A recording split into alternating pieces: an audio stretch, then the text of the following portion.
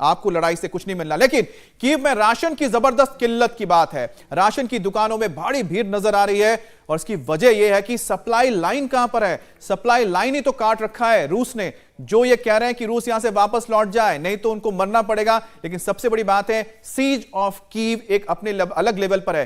Kyiv के 30 kilometre के दायरे में हर जगह पे सिर्फ रशियन फोर्सेस नजर आ रही हैं और यही वजह है कि आप देखिए किस तरह से लोगों की भीड़ है। मनीष, और यही तस्वीर जो बताती है कि हालात बिल्कुल सामान्य नहीं है। जो लोग वहां पर हैं अब उनको क्राइसिस होने लगा है। 72 घंटे से ज्यादा जो रीइंफोर्समेंट का सामान लेकर रशियन फोर्सेस आई थी उनको दिक्कत हो रही है, तो स्थानीय लोगों को भी दिक्कत हो रही है, क्योंकि 120 घंटे हो चुके हैं यूक्रेन वर्सेस रशिया के इस वॉर को।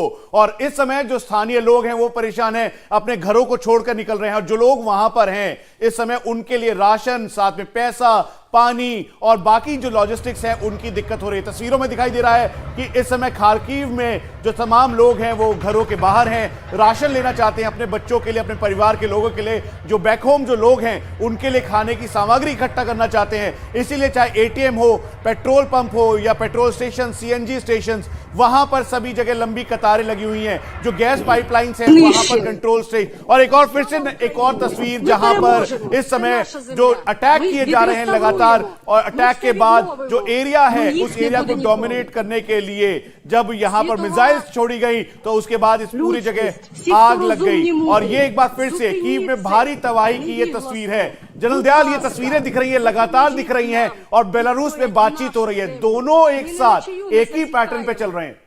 बिल्कुल, ये एक देखिए, ये भी एक प्रेशर टैक्टिक्स है रशिया की। और जैसे मैं आप पहले बता चुका हूं अपने दर्शकों को, जो खार्किव है वो डॉनबास का नॉर्थ का हिस्सा है। नॉर्थ, वहीं से डॉनबास नॉर्थ से नीचे लाइन ले जाओ तो वो चला जाता है। तो और खार्किव सबसे बड़ा एक शहर है जहां मिलिट्री इक्विपमेंट बनता है, मिलिट्री इंडस्ट्रियल कॉम्प्लेक्स है, लार्जेस्ट सोवियत यूनियन के टाइम का। यहाँ टैंक्स बनते थे, T-84, T-80, वो सीरीज के टैंक्स बनते थे, या हवाई जहाजों के पार्ट्स बनते थे। ये बहुत बड़ा मिलिट्री इंडस्ट्रियल कॉम्प्लेक्स है। इसको अगर आप, रशिया भी इसको डिस्ट्रॉय नहीं करना चाहेगा, क्योंकि यहां बहुत रशियन लोग भी रहते हैं, ओरिजिन के लोग भी हैं। कम से कम 70 से 75% आबादी हो सकती है जिनका रशियन सॉलिड कनेक्शन हो।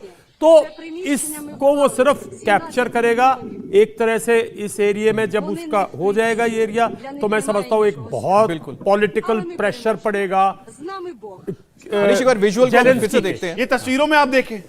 अच्छा, एक और बड़ी खबर आ रही है, उसके बाद हम बात करते हैं इस विजुअल्स पर भी। नेटो महासचिव का बहुत बड़ा बयान आया। नेटो के सहयोगी यूक्रेन को एयर डिफेंस मिसाइल देंगे और यूक्रेन को एंटी टैंक मिसाइल भी देंगे नेटो।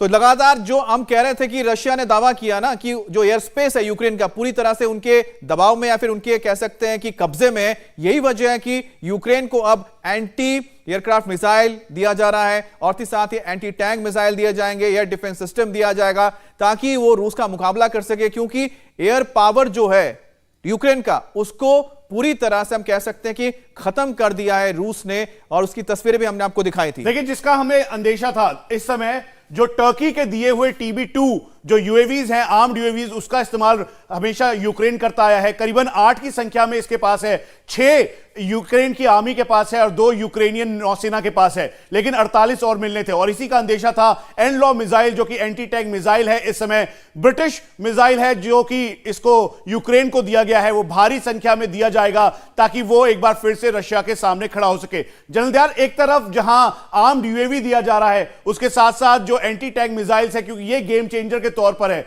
या जेवलिन है जिसे स्पॉट करना बेहद मुश्किल है। हालांकि एयर डिफेंस मैकेनिज्म रशिया का पूरा इस समय यूक्रेन के ऊपर है, लेकिन उसके बावजूद भी ये स्पॉट करना नेक्स्ट टू इंपॉसिबल होगा। बिल्कुल, देखिए जो शोल्डर फाइट सिस्टम है, जैसे स्टिंगर मिसाइल है जो एंटी एयरक्राफ्ट है, जैसे इग्ला 2M है जो एंटी एयरक्राफ्ट है, ये दोनों मिसाइल जो हैं वो लॉन्चर्स हैं।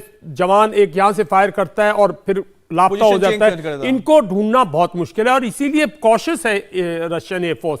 दूसरा, जो एंटी टैंक वेपन्स हैं जेवेलियन, उनका भी यही है, क्योंकि वो उनकी भी 3500 4000 मीटर्स के करीब उनकी रेंज है, तो उसको भी शोल्डर फायर्ड है और उसको फायर किया जा सकता है। ये दोनों चीजें जो हैं बहुत कारगर, लेकिन जो आ गया यूक्रेन में वो आ गया, और जो प्रॉमिस किया जा रहा है अगर यूक्रेन उस पर अपनी लड़ाई को आधारित करेगा तो मैं समझता हूं यूक्रेन की एक और भूल होगी। ये इक्विपमेंट हमें तजुर्बा है, ये अनाउंस किया है, फैक्ट्रीज में तैयार है, नहीं है, उनके स्टोर्स में है, डिपोज में है। काफी स्वीडन लड़ाई नहीं लड़ता, साब जो बनाने वाला एंटी टैंक वेपन सिस्टम है वो हमें भी देता, हमें पता है वहां कितनी दिक्कतें हैं। और इसको बॉर्डर पे लाएंगे कैसे? सी रूट बंद है, एयर से ला नहीं सकते, और ग्राउंड रूट अगर ये सोच रहे हम लाएंगे तो उस पर मैं समझता हूं रशिया की कड़ी नजर होगी। रशिया इस टेरिटरी से चप्पे तो सबसे बड़ा सवाल यह है कि जो नए नहीं। इक्विपमेंट्स लेकर आ रहे हैं, सर आप भी इसका जवाब दीजिएगा, उसकी ट्रेनिंग कैसे होगी? ऐसा जरूरी नहीं है कि जो हथियार आ रहे हैं उनको चलाना पाते होंगे नहीं। श्रीवास्तव सर, मैं ये बताना चाहूंगा, ये दे रहे हैं, जैसे जनरल दयाल ने बताया कि जो सप्लाई चेन है जी, उसको एस्टैब्लिश करना, उनको कॉम्बैट पोजीशंस में पहुंचाना, ये अपने आप में बहुत बड़ा मुश्किल चैलेंज है। चीज है, जबकि एयर डोमिनेंस ऑलरेडी रशिया की एस्टैब्लिश हो चुकी है।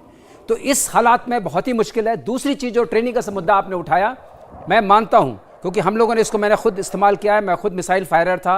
मेरा अनुभव यह है कि नया इक्विपमेंट जब आता है उसको एक्लिमेटाइज करने में थोड़ा टाइम लगता है, और वो भी ऑफ सिचुएशन में, कॉम्बैट सिचुएशन में, तो उसका इफेक्टिव यूज हो पाएगा, मैं इससे थोड़ा सा सहमत नहीं। यही मेरा कहना है कि आप जब कह रहे हैं कि जब युद्ध सामान लग देने चुका से, है, ये सामान देने की जो धमकी देना या सामान देने की बातें करना, ये प्रेशर टैक्टिक्स हो सकती है कि इस वक्त नेगोशिएशंस चल रहे हैं, तो हम ये नाटो की तरफ से मैसेज दें, क्योंकि फुट सोल्जर्स नहीं भेज सकते हैं, तो हमें मैसेज दें कि हम इनको पूरा आर्म कर देंगे, which will be a difficult situation Russia के लिए। सर हमारे साथ अजोक सज्जनहार भी हैं, जुड़े हैं सर हमारे साथ। सज्जनहार सर, ये जो हम तस्वीर इस वक्त दिखा रहे हैं कि खार्किव पर अटैक हो रहा है, एक बयान भी आता है कि रूस की ओर से कि उनका यह कहना है कि हमारी जो सेना है वो अभी अलर्ट मोड पर है। इसका मतलब है कि जो सेना गई है वो तो कुछ है ही नहीं, वो तो बस ट्रेलर ही है। और दूसरी तरफ से जेलेंस्की भी ये कह रहे हैं कि अगर रूसी सेना वापस नहीं गई तो उनको हम खत्म कर डालेंगे, जिंदा वापस नहीं लौटेंगे।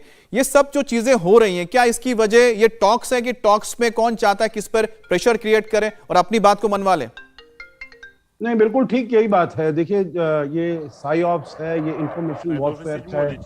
ये जब इनकी डेलीगेशन गई है यूक्रेन की, तो यही बताना चाहते हैं जो हम वीक पोजीशन में नहीं हैं, हम भी स्ट्रांग पोजीशन में हैं, और हमने भी इनको बहुत जगह पर पीछे खदेड़ा है। अब देखिए, ये जो आप दिखा रहे हैं तस्वीरें, जो कीव की भी आप दिखा रहे हैं, तो रूस जो कहता है जो हमने रेजिडेंशियल एरियाज पर बमबारी नहीं की है, तो ये सब उससे यही पता चलता है, जो रूस कहता कुछ भी हो, परंतु असल में जो जमीनी स्तर पर हुआ है, काफी हद पर, हर जगह पर उन्होंने रेजिडेंशियल बिल्डिंग, जहां तक कि उन्होंने बताया ऑर्फनेजेस पर, स्कूल्स पर, हॉस्पिटल्स पर, इन सब पर भी, और रेजिडेंशियल जहां पर लोग रहते हैं वहां पर भी उन्होंने बमबारी की है। और पहले जब आपके इस कार्यक्रम में मैंने बोला था, मैंने यही कहा था, जो उनकी तरफ से, रूस की तरफ से, मेरे विचार से ये टैक्टिकल पॉज है जी। क्योंकि वो उन्होंने पहले सोचा था जो हम बहुत ही जल्दी पूरी तरीके से काबू कर लेंगे यूक्रेन के ऊपर, कीव के ऊपर, खार्किव और जो हैं, परंतु उनको ये काफी अचंभा उनको लगा है, जो हालांकि शुरुआत में तो आकर उन्होंने काफी इसके ऊपर कब्जा कर लिया हो, परंतु फिर उनको पुशबैक किया गया है, और इसीलिए अब शायद वो थोड़ा इंतजार कर रहे हैं, और अपना इंतजार कर रहे हैं जो कि उनके और सप्लाईज आ जाएं वहां से, और सोल्जर्स आ जाएं, और उनके लिए ज्यादा मजबूती से वो और आगे बढ़ सकें। और इसीलिए मेरे विचार से राष्ट्रपति पुतिन ने यही कहा है, जो हमारा तो अभी स्टैंड बाय पर है, ये बिल्कुल ठीक बात है। जो अगर आप तुलना करें यूक्रेन की और यूक्रेन की, तो कोई तुलना नहीं हो सकती है, वो तो करीब 10 गुना उससे ज्यादा बिल्कुल उसकी आर्मी है। तो परंतु एक मैं आखिरी शब्द इसमें यह कहूंगा, देखिए, जो बाहर से आ रहे हैं, जो चाहे फ्रांस ने कहा हो, नीदरलैंड्स ने कहा हो, बेल्जियम ने कहा हो, जो हम ये सप्लाई करेंगे, मेरे विचार से वो वही आर्मामेंट्स भेजेंगे जो कि कंपैटिबल हैं, जो यूक्रेन अभी इस्तेमाल कर रहा है। बिल्कुल सर, आपने सही बात बोली कि वही चीजें भेजेंगे जो ऑलरेडी यूक्रेन की फोर्सेस यूज कर रही है, ताकि उसको इस्तेमाल करने के लिए उनको ट्रेनिंग की जरूरत ना पड़े। लेकिन एक और बड़ी खबर चेरनीव से है, जहां पर गांव वालों ने रूस का काफिला रोका है। चेरनीव में रूसी टैंक का रास्ता ब्लॉक किया गया है। जो आम लोग हैं वो रूसी सैनिकों के फर्दर मार्च को रोक रहे हैं, और उसकी तस्वीर एक सामने आ रही है चेरनीव से।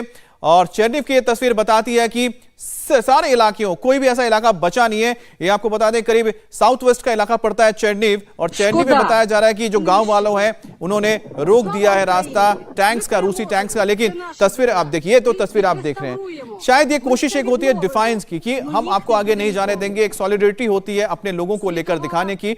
लेकिन कम से कम ये तस्वीर में ये तो नजर नहीं आ रहा कि जो रूसी फोर्सेस हैं इन पर बल प्रयोग कर रहे हैं, इनको खदेड़ने के लिए, हटाने के लिए या फिर फायर करने के लिए।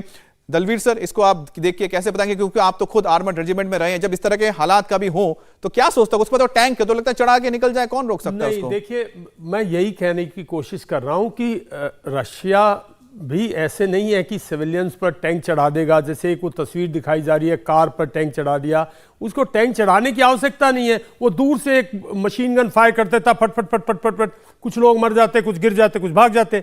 लेकिन ऐसा नहीं है। और ये चिरनीव, जो कि मेरे ख्याल में नॉर्थ वेस्ट में चिरनोबल जो है वो उसके वेस्ट में है, नाइपर रिवर के, और चिरनीव जो है उसके ईस्ट में है।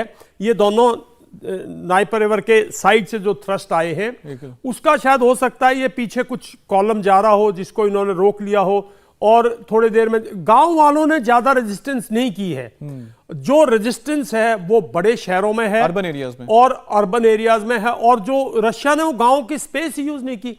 टैंक्स हैं, ये बीएमपीज हैं, इनको सड़क पे चलने की भी आवश्यकता नहीं है, ये साइड से भी निकल सकते हैं। लेकिन ये क्योंकि इनको अंदेशा होगा यहाँ कोई रेजिस्टेंस नहीं है तो लोग आए हैं। मेरे ख्याल में थोड़ी देर में लोग तितर बितर हो जाएंगे, ऐसा कुछ नहीं है। बिल्कुल, जो तस्वीर आप क्या रखें? मैं एक चीज कहना चाहूंगा।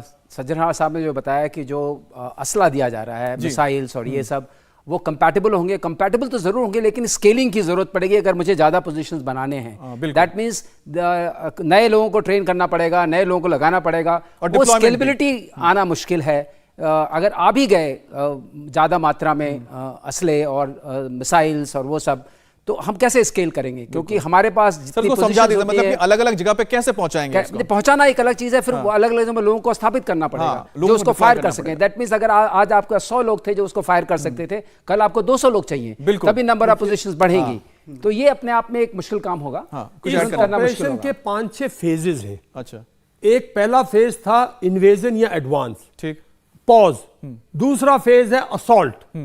असॉल्ट से पहले आप कुछ देख रहे हो खार्कीव में हो रहा है। असॉल्ट का मतलब है airborne divisions, air assault divisions, motorised divisions, ये सब आर्मर्ड डिविजन्स, ये सब अटैक करेंगे और फिर कब्जा करेंगे जी। उसके बाद होगा इनका कंसोलिडेशन। जैसे ही कब्जा करेंगे, जहां जहां होगा ये अपना वहां करेंगे। और रशिया का तख्ता पलट यूक्रेन का होता है या नहीं वो नहीं, लेकिन सोल्जर्स ये काम करेंगे। और उसके बाद अगर तख्ता पलट होता है तो फिर ये कंसोलिडेशन के बाद जाएगा, लेकिन कंस्ट्रक्शन और कंजर्वे। देखिए एक और फेज चलेगा दयाल सर, इसमें मैं वो 1-1.5 साल चलेगा। नहीं, आपकी बात सही है, लेकिन हम तो उम्मीद ये कर रहे हैं कि जो बातचीत हो रही है बेलारूस में इस वक्त, अगर उस बातचीत में सॉल्यूशन निकल गया तो हो सकता है कि दयाल सर ने जो पूरी की पूरी जो मिलिट्री स्ट्रेटेजी बता दी है, जो हमको बहुत अच्छा लगा जान के, क्या क्या हो सकता है का 1 साल लगेगा, लेकिन हो सकता है उसकी जरूरत ही ना पड़े। हम उम्मीद तो ये कर रहे हैं, लेकिन फिलहाल हम एक ब्रेक के लिए रुक रहे हैं। उसके बाद जब लौटेंगे तो बात करेंगे कि आखिरकार जिसका जिक्र किया दयाल सर ने कि क्या क्या फेज में आगे रूस बढ़ सकता है या बढ़ रहा है, और दूसरी बात है कि बेलारूस में जो बातचीत हो रही है उस बातचीत में क्या कुछ सकारात्मक निकला या फिर कोई पॉजिटिव बात सामने आई है। इंडिया टीवी हर वक्त हर जगह डाउनलोड करने के लिए सर्च करें India TV news Google play store या ऐप स्टोर पर।